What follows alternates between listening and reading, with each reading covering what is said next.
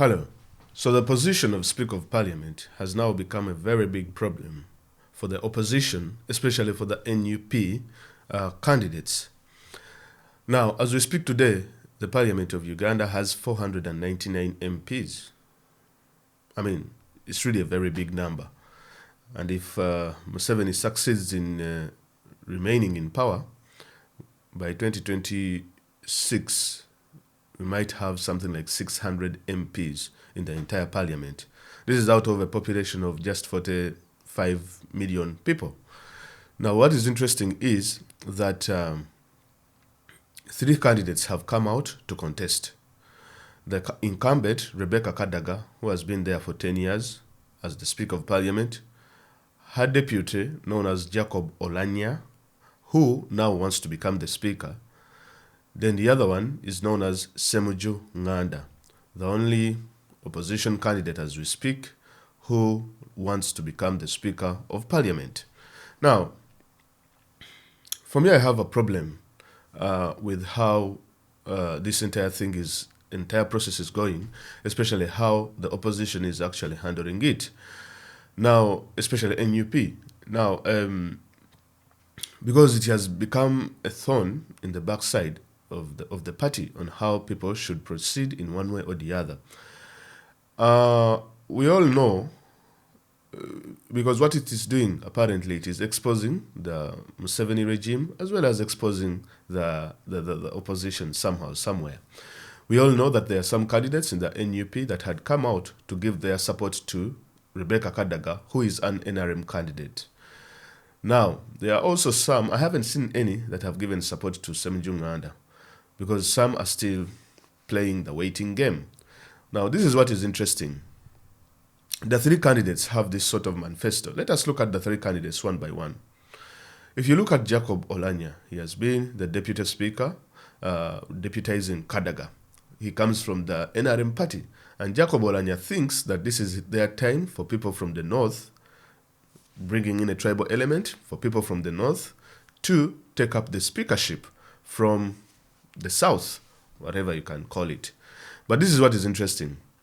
Olanya is the gentleman who led a group of youths recently in the previous election to go and storm NUP offices where they beat women and people who were working at NUP offices in northern Uganda. He staged a group of goons to beat people up all over the place.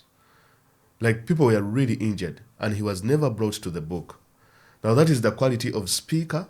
If you vote for Olanya, that is the quality of speaker that we are bringing to the house. Literally, the gentleman hired goons. He gave them NUP t-shirts. Then afterwards, when these people went and they protested and rose up against NUP, saying that they had not been paid, blah blah blah blah, they went to Olanya's office, and then he switched the NUP shirts and gave them the NRM shirts, saying that these people have now crossed from NUP to NRM. And then he sent them back again to go and torment and beat people up. That is the quality of parliamentarian, that's the quality of speaker that we want to, that's the quality of person that we want to make speaker. So the parliamentarians that are voting for speakership, I think they should look at that in one way or the other. Because Olanya is a man who has no integrity. Seriously, he has no integrity. Like, I wouldn't vote Olanya. He's a really, really dirty guy. He's a dirty guy. And when you look at him, he's a person who has a low self-esteem. To be honest, the guy has a low self-esteem. I watched him on one of the TV programs trying to speak, but all the things he was speaking, number one, they were incoherent. Like, he couldn't even make a substantial point. He couldn't even, even the moderator could not even push him on such matters. And you could see that all his speech was uncoordinated. And that's the gentleman that wants to become speaker. Well, everyone has a choice. Now, let us go to Rebecca Kadaga.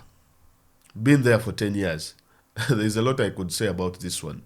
But number one, she's the one that presided over the removal of the age limit. And she prides herself in that.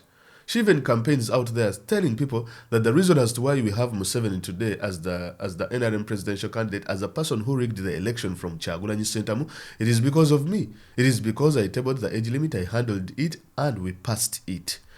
Rebecca Kadaga prides herself in that. Well, Rebecca Kadaga should know that when she did that, over 60, over 60 people, she should take responsibility of of the 60 over 60 people that were killed on November the 18th and 19th. Because the person she fought for through the parliament to come back and contest led to those deaths. So Rebecca Kadaga should also take a share of that. Kadaga should take a share on on Museveni's rigging of the election, on tormenting and beating up People Power supporters and opposition supporters, on the stealing of COVID funds and all this kind of thing. She has a part in all that because she prides herself in having removed the age limit to bring back Mr. Museveni. Now, that is the quality of speaker that we want. Now, the other thing also, people know Kadaga, she's very generous within the parliament. Not generous for being impartial or for being non-partisan as speaker, but generous in a way that she gives out trips to opposition and gives out trips to NRM people. Like she's some sort of a milk card to some of these parliamentarians, right? In the opposition, they like her because she sends them to benchmarking trips. Whereas Magufuli was cancelling foreign trips for parliamentarians and government officials, Kadaga uses it as a weapon, that if you vote Kadaga, she will give you benchmarking trips. Well, all these benchmarking trips, we all know, they have not helped and they have not improved democracy and they have not helped the people of Uganda. But Kadaga prides herself in that particular aspect. Now, let us come to Semujunganda. Semujunganda is a very interesting person. He's from the opposition, very eloquent, very eloquent, intelligent, and is a person that Museveni would not want to become speaker, like it or not. He's any government's worst nightmare because the guy knows his stuff, isn't it? But the problem with Semuju, the reasons he puts forward as an opposition candidate is that he wants, opposition to have a candidate in the race just for the sake of having a candidate. That's what he wants. We all know that Semuju is a very, very radical anti-Musevenist in one way or the other. And people think that Semuju can actually get support some support from the NRM. If at all he can consolidate support in the opposition, he can get some in the NRM, and maybe from there he can become speaker, given the fact that the speakership ballot is a secret ballot. Now, the only problem with Semujunganda is this, that he is not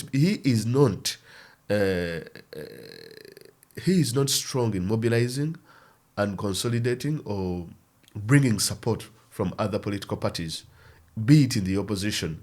Is a very, very bad person who can. Is a very bad person is a very bad person to mobilize support from other political parties. Because if you're in the FDC and you wanted support of NUP or FDP or these other political parties, Semuju is not the person you would send to win the votes. He cannot. He's not a person who would go there and talk to. Because the problem with him is very proud.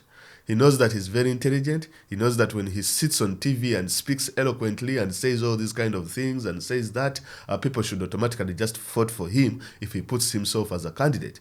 Well, he doesn't. As a politician, he should understand that even you, a politician, you must be able to work with other people in the opposition by reaching out to them, by calming yourself down and looking at them and looking at people.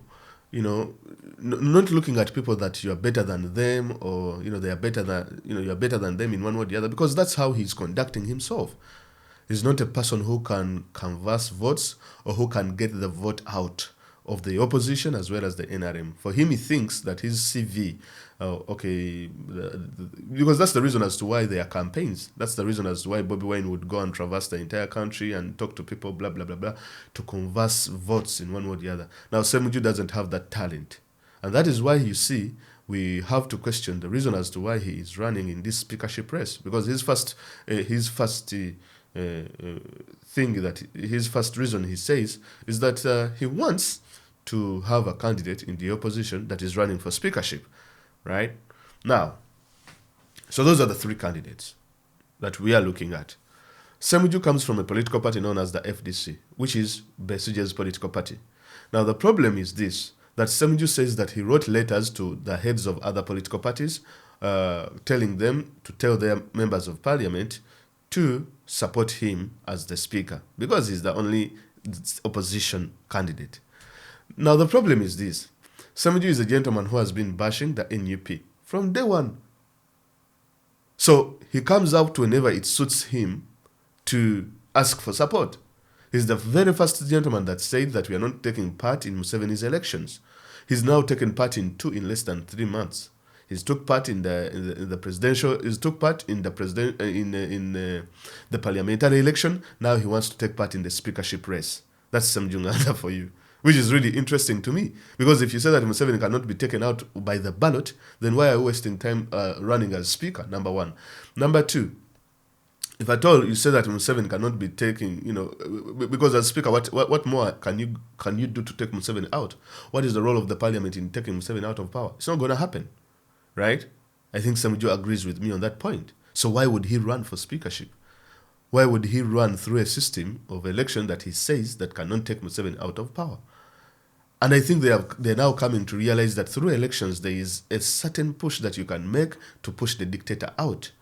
But now, if you built your candidacy or if you built your political capital on the premise that whatever opposition, whatever NUP is doing is not right, what FDC is doing is right, then you have already maligned all people that would have supported you in this particular venture. That is the problem with Sam Chunganda. He's either doing it out of pride or he, as a politician, is not calculative in one way or the other.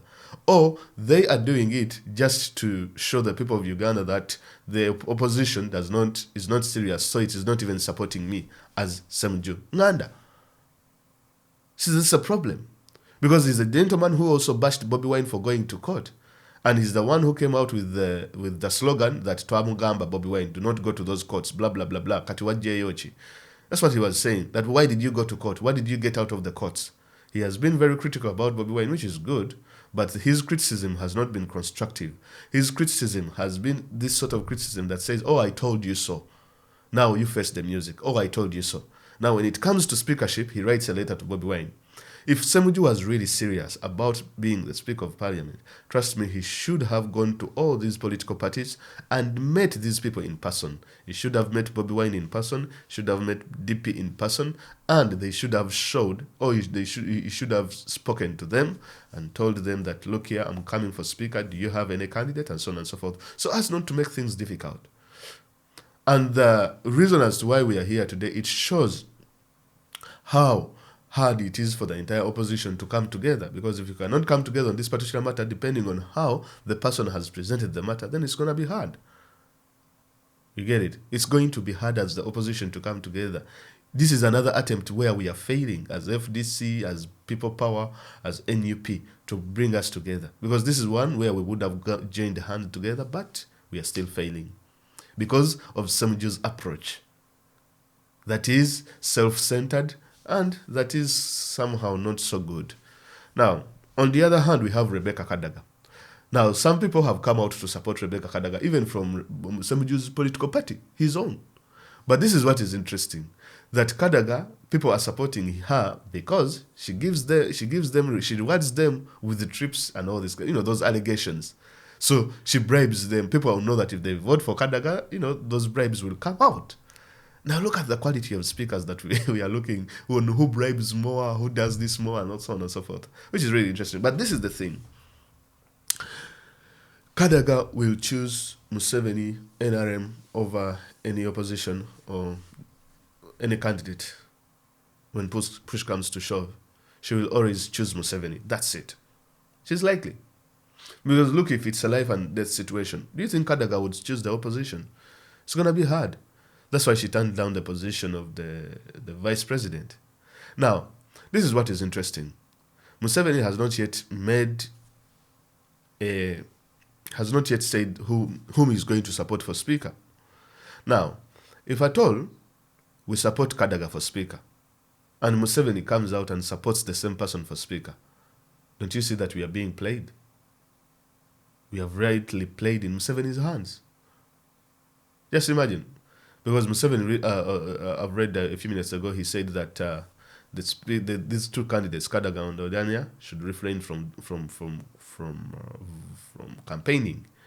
But he's waiting to see if Kadaga has the upper hand within the House. He will just come out and say, okay, vote Kadaga. And yet the entire opposition is also voting Kadaga. So you're on the same page with Museveni. So are we the ones who are right, or is it Museveni that is right? And if Museveni gives that green light, is it Kadaga that has control over Museveni, or is it Museveni that has control over Kadaga? Those are the questions we should be asking, and you know the answer. Now, for Oulanyah, trust me, he is Museveni's dog. If Museveni decides that, okay, Oulanyah, vote for Oulanyah, definitely most NRM MPs might vote for Oulanyah. But given it is a separate ballot, we are all working on the entire speakership race, they are all working on assumptions. You never know, even Oulanyah might have fielded Semjunganda in order to split the opposition vote for Kadaga, because if Kadaga is banking on the opposition vote, as well as a few votes within the NRM to get that win. Now, this is what is happening. I think NRM has over 300 MPs. Then the opposition, NUP has 59 MPs, and FDC has something like 30 MPs, right? So what that means is that if NRM all vote for one candidate, that one candidate goes through. Now, if at all the NRM vote is split, this other candidate will most likely we will have to converse some votes from the opposition, that is from the FDC, especially from the NUP, because they have majority votes. Then you also have the issue of independence. Now, for the issue of independence, for Museveni to bring them back and to vote for his, to vote for his will on a particular candidate, is likely, to reach out to them and privately and talk to them and convince them to vote for a person he would have chosen. I know it is very complicated. So what is the solution? Well, yesterday on Monday, we saw that NUP came out and said that they are going to field their own, they are going to sit back and see, number one, whom they are going to support, number two, on whether they will field their own candidate or not. Now, that has three consequences. Because NRM, FDC here is the, people power here is the swing vote. It is the swing vote. Because those are 50 MPs that you're likely to get. But will they all vote as the party says? That is the problem. Because it's a separate ballot. Now, two outcomes.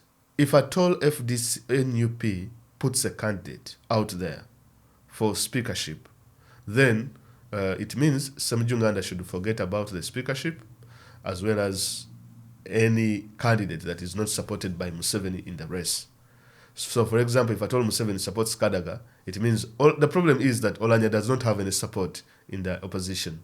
He's banking on the support from Museveni endorsing him. So what that means is that if at all NUP decides to field its own candidate, what that means is it is bad news for Semjunganda, it is bad news for Kadaga, that is if Museveni endorses Oulanyah as speaker. On the other, now that is politics, right? I'm now discussing politics.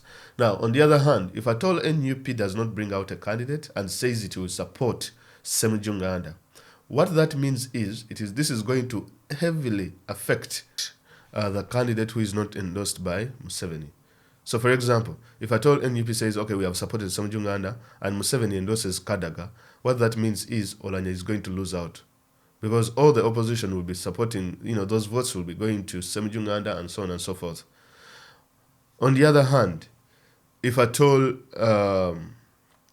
NUP decides to side with the Rebecca Kadaga, right? If they say, okay, we are going to give our votes to Kadaga, given their own reasons. Now, this is what is going to happen. If they give their votes to Kadaga and Museveni endorses Kadaga, Kadaga will go through. But then the public will look at it as it will not have a good public picture or a good public opinion. Because the public will look at it as NUP working with Kadaga NUP working with Museveni to bring back Kadaga, who is going to work in Museveni's favor. Who is going to work on behalf of Museveni. Now, what that means is Semjunganda is out as well as Oulanyah is out.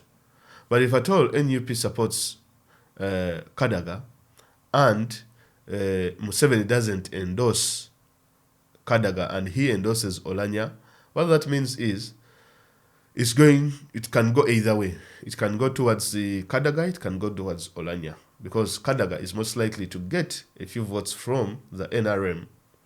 Some few votes she's likely, because she's good at canvassing votes, I would say.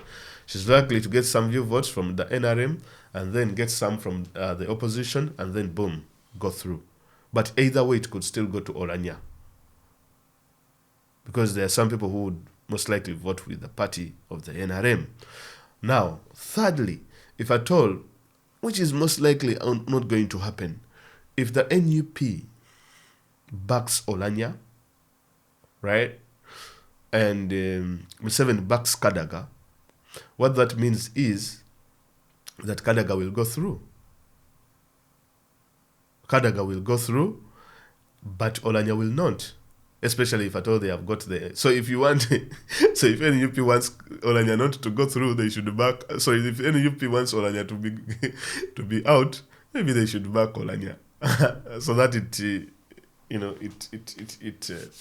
it isolates him and he's not voted for. Anyway, that's just an assumption. I'm just joking on that point. But anyway, on serious note, if NUP decides to back Olanya, right, for speaker, and leave out Kadaga. Now, what's most likely to do is, it all depends. If NRM still, or if Museveni backs Olanya, Olanya will go through straight away. But if Museveni does not back Olanya and he backs Kadaga, because if this NUP is backing Olanya, well, what that means is that Olanya is not likely to go through.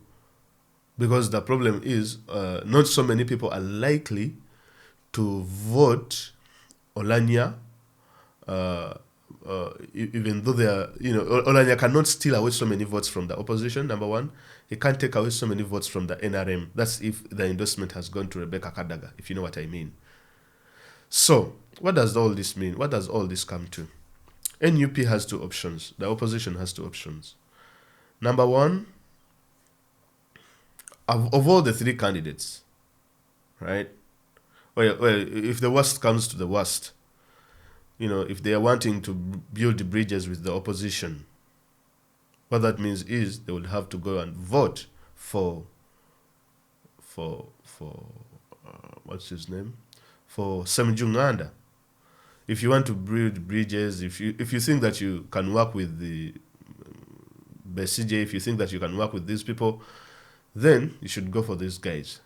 Right, you can go for Semjunganda. But if you think that it is there is nothing much that you can do within the parliament and all this kind of thing, and if you think that if you support Kadaga or any NRM candidate, it's going to be very controversial, the best thing is to abstain, because for Semjunganda this is a long shot that it's not going to be easy for him to win.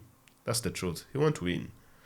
Now, if they support Kadaga, will Kadaga bring out a new controversial bill that, Kadaga is very unpredictable.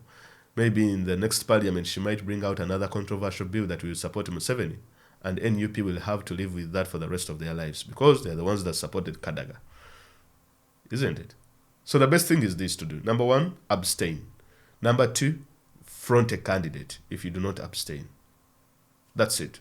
There is no middle ground. You don't need to go and support Semjunganda, you don't need to go support Kadaga Olanya. Two options. You either abstain from the entire vote or field your own candidate. Thank you very much for listening. I hope you find sense in what I've said and have a blessed day. Bye-bye.